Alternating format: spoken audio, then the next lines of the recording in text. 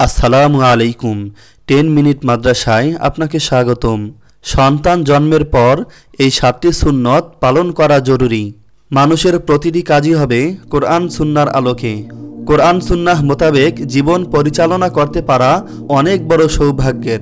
আল্লাহর ঘোষণা, অবশ্যই আল্লাহর রাসূলের জীবনে রয়েছে তোমাদের জন্য সর্বোত্তম আদর্শ। সুতরাং মানুষের জন্ম থেকে মৃত্যু পর্যন্ত সব কাজ কোরআন সুন্নাহ মোতাবেক পরিচালিত হওয়া ঈমানের একান্ত দাবি। সে আলোকে একজন শিশুর জন্মের পর থেকেই কোরআন সুন্নাহ ভিত্তিক জীবন পরিচালনা করা জরুরি, আর তা শিশুর অভিভাবককেই পালন করতে হবে। সন্তান জন্ম হওয়া যেমন আনন্দের, সে সন্তানের প্রাথমিক কাজগুলো সুন্নতের আলোকে পালন করা আরও বেশি আনন্দের। কেননা এ সুন্নতের অনুসরণ সদ্য ভূমিষ্ঠ সন্তানকে সঠিক সুন্দর জীবনের দিকে ধাবিত করবে। প্রিয় নবী সাল্লাল্লাহু আলাইহি ওয়াসাল্লাম হাদিসে পাকে সন্তান ভূমিষ্ঠ হওয়ার পর অভিভাবকদের করণীয়গুলো বর্ণনা করেছেন। সন্তানের বেলায় তা পালন করা জরুরি, আর তা হলো: 1. সন্তান ভূমিষ্ঠ হলে আল্লাহর প্রশংসা করা ও তার কৃতজ্ঞতা জ্ঞাপন করা এবং সন্তানের জন্য কল্যাণের দোয়া করা, যেভাবে হযরত ইব্রাহিম আলাইহিস সালাম দোয়া করেছিলেন। তা হলো: রব্বি জাআলনি মুকিমাস সালাতি ওয়া মিন যুররিয়্যাতি রব্বানা ওয়া তাকাব্বাল দুআ রব্বানা ইগফিরলি ওয়া লিওয়ালিদাইয়া ওয়া লিল মুমিনিনা ইয়াউমা ইয়াকুমুল হিসাব। হে আমার রব, আমাকে সালাত কায়েমকারী বানান এবং আমার বংশধরদের মধ্য থেকেও। হে আমাদের রব, আমার দোয়া কবুল করুন। হে আল্লাহ, যেদিন হিসাব কায়েম হবে সেদিন আপনি আমাকে, আমার পিতামাতাকে ও মুমিনদেরকে ক্ষমা করে দেবেন। 2.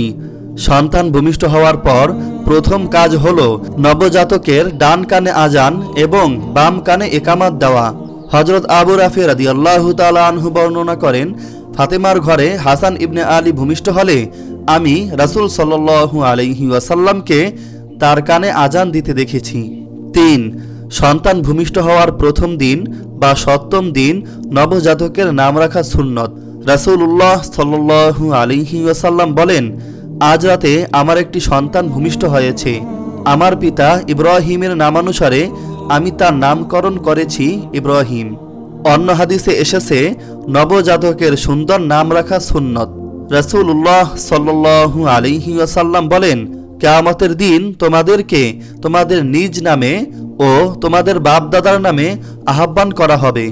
অতএব তোমরা তোমাদের সন্তানদের নাম সুন্দর করে নাও। 4. নবজাতকের বয়স 7 দিন হলে আকিকা দেওয়া। হযরত সামুরা রাদিয়াল্লাহু তাআলা আনহু বর্ণনা করেন, রাসূলুল্লাহ সাল্লাল্লাহু আলাইহি ওয়াসাল্লাম বলেন, প্রত্যেক সন্তান তার আকিকার বিনিময়ে বন্ধক হিসেবে রক্ষিত। অতএব 7ম দিন তার পক্ষ থেকে আকিকা করো, তার চুল কাটো ও তার নাম রাখো।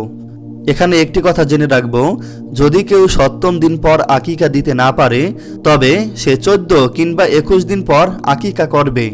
যদি তাতেও সমর্থ না হয় তবে যে কোনো সময় তা আদায় করে নেবে। 5. নবজাতকের জন্মের 7ম দিন মাথা মুন্ডন করে চুলের ওজন পরিমাণ রূপা বা অর্থ দান করা। হযরত আনাস ইবনে মালিক রাদিয়াল্লাহু তাআলা আনহু বর্ণনা করেন, রাসূলুল্লাহ সাল্লাল্লাহু আলাইহি ওয়াসাল্লাম 7ম দিন হাসান ও হুসাইনের চুল কাটার নির্দেশ দেন এবং চুলের ওজন পরিমাণ রূপা সদকা করেন। হযরত আলী রাদিয়াল্লাহু তাআলা আনহু থেকে বর্ণিত, রাসূলুল্লাহ সাল্লাল্লাহু আলাইহি ওয়াসাল্লাম হাসানের পক্ষ থেকে একটি বকরি আকিকা দিয়েছেন এবং বলেছেন, হে ফাতেমা, তার মাথা মুন্ডন করো ও তার চুলের ওজন পরিমাণ রৌপ্য সদকা করো। নবজাতকের মাথা মুন্ডনের পর মাথায় জাফরান লাগানো সুন্নত। 6.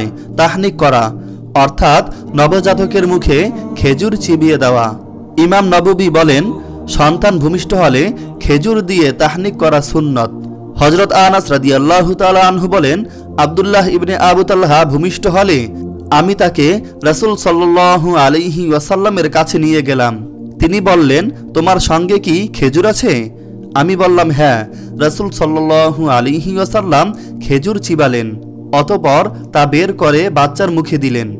বাচ্চাটি জিহ্বা দিয়ে চুষে চুষে ও ঠোঁটে লেগে থাকা অংশ চেটে খেতে লাগলো। রাসূল সাল্লাল্লাহু আলাইহি ওয়াসাল্লাম এ দৃশ্য দেখে বললেন, দেখো আনসারদের খেজুর কত প্রিয়। হযরত আবু মুসা রাদিয়াল্লাহু তাআলা আনহু বলেন, আমার এক সন্তানের জন্ম হলে আমি তাকে রাসূল সাল্লাল্লাহু আলাইহি ওয়াসাল্লামের কাছে নিয়ে যাই। রাসূল সাল্লাল্লাহু আলাইহি ওয়াসাল্লাম তার নাম রাখেন ইব্রাহিম।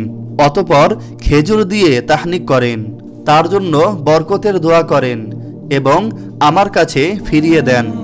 7 সন্তান ভূমিষ্ঠের 7ম দিন পর খতনা করা সুন্নত।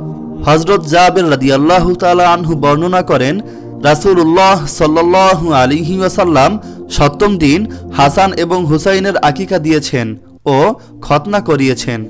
নবজাতকের জন্মের 7 দিন থেকে শুরু করে 3 বছরের মধ্যে খতনা করা উত্তম, আর 7 বছর পূর্ণ হওয়ার আগেই খতনা করে নেওয়া ভালো। তবে সাবালক হওয়ার আগেই খতনা করা জরুরি। মুসলিম উম্মাহর প্রত্যেক অভিভাবকদের জন্য হাদিসের আলোকে নবজাতকের উল্লেখিত কাজগুলো যথাযথ পালন করা জরুরি। আল্লাহ তাআলা মুসলিম উম্মাহকে উল্লেখিত কাজগুলো নিজের সন্তানের জন্য পালন করার তৌফিক দান করুক। আমিন। জাযাকাল্লাহ।